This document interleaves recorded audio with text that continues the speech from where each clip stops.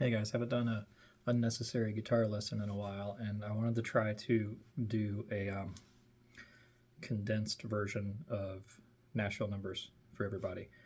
I feel like this is something that some people they either don't get it at all, they can use it but don't fully understand why, um, and that's kind of how I learned, um, or they get it.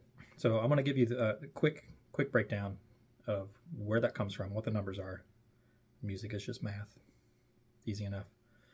Now, when I was learning, I kind of just picked up real easy that, the 1, 4, and the 5.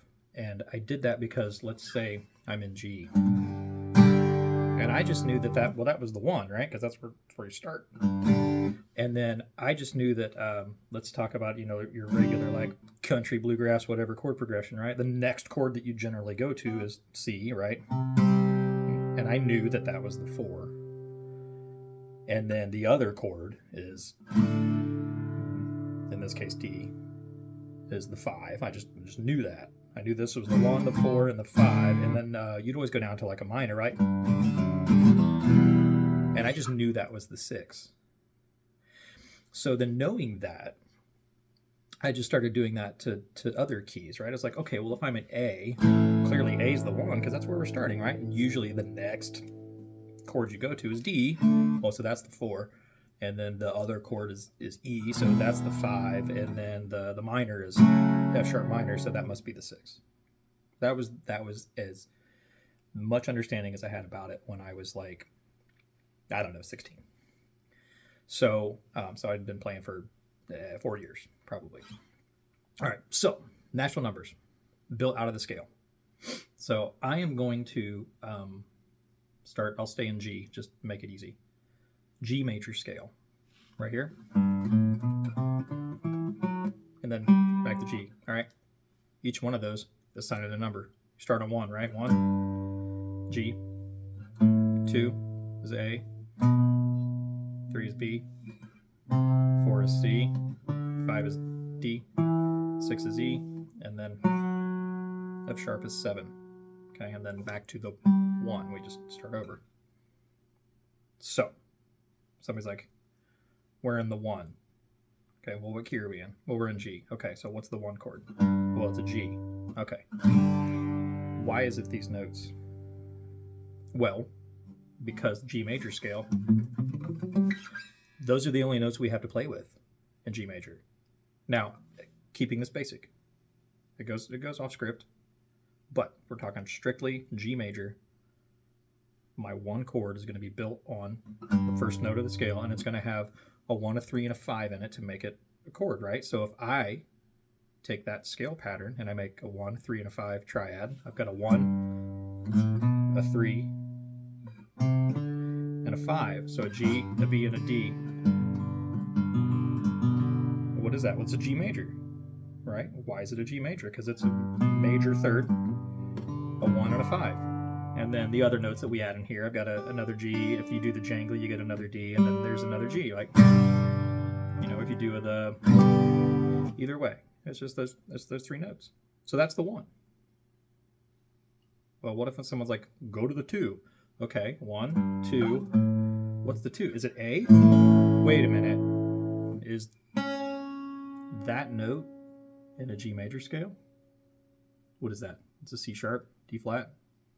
G, A, B, C, D, E, F sharp. No. What notes in the... Oh, sorry. Sump pump.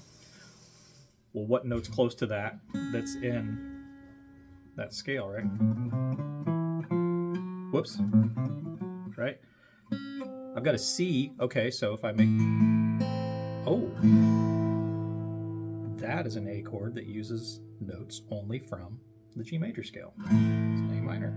That's the 2 chord out of G major. 1, 2. Nice. What about a 3? 3. I'm sorry. Let me back up. Why does that work? Well, let's say I take those same notes. This makes more sense, honestly, on a keyboard, but I'm not a keyboard player. I take those same notes. I start on the A. That's my 1. And then let's see, 2. There's my 3. That's a C. 4. And there's the 5, starting on A, right?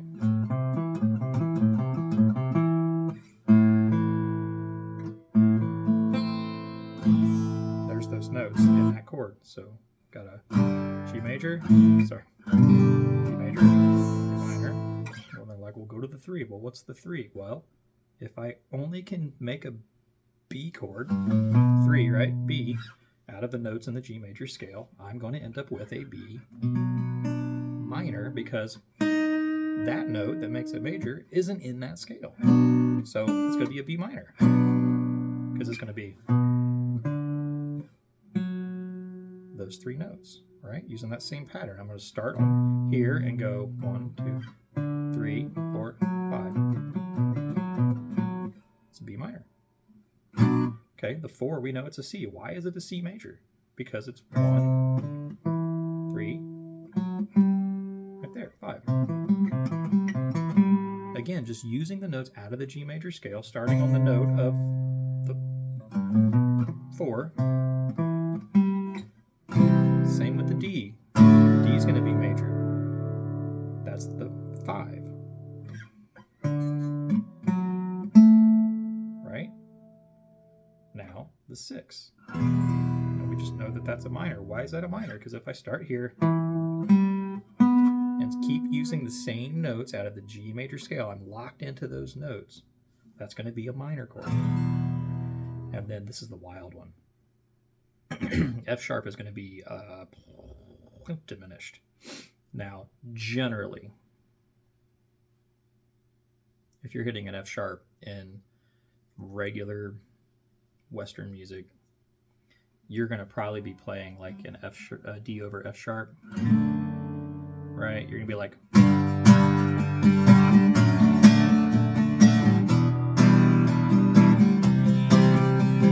right. But if I use the notes in the scale and I'm going to start down here because they're the same, right? Just started on a different note.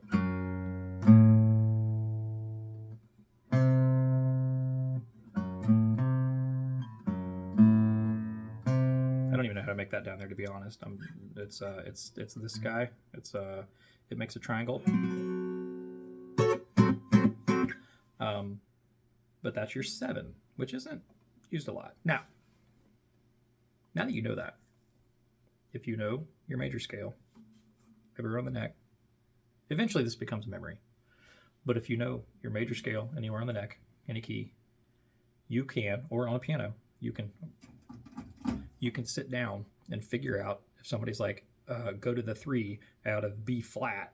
Well, you just take your B flat major scale and figure out, okay,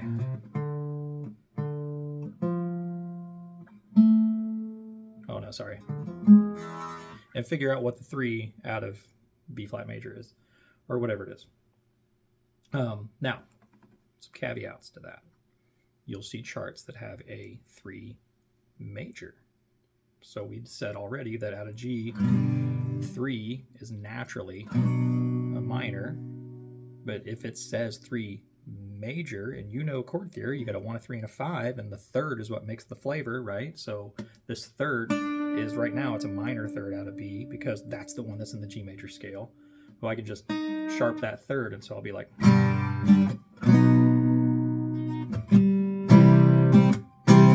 you know, a lot, you might see a 2 major, you know, where you do go to the A major instead of the A minor, but they'll be denoted. So normally when you see the numbers system, if it's just straight up, if they give you a number and no other demarcation, is that the right word?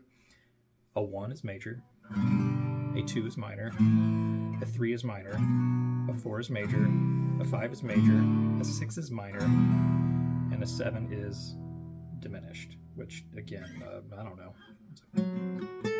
It's up there. I don't use it. So that's real quick rundown. That probably made no sense, but if you sit down with it, draw it out, or if you even take it back to the rudimentary version where I said, well, if you now know because of this video that this is a 1, this is a 4, this is a 5, and this is a 6, you can apply that to any chord now, because now you're like, oh, the key of C, I know in the key of C I go to C, I go to F, I go to G, and I go to A minor. Okay, 1, 4, 5, 6.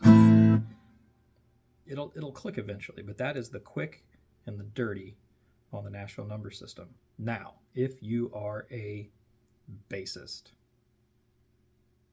I don't mean this offensive. I play bass also.